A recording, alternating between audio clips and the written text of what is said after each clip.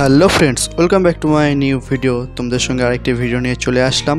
তোমরা তো থাম্বনেল দেখে বুঝে গিয়েছো আমি কোন ড্রয়িং করতে চলেছি।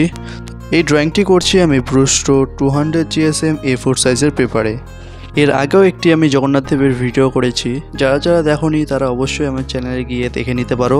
যারা এই ড্রয়িংটি করতে চাও রেফারেন্স ফটো ডেসক্রিপশনে দিয়ে দেবো, দেখে নিও। তো বেশি কথা না বলে তোমরা এই ভিডিওটি দেখতে থাকো।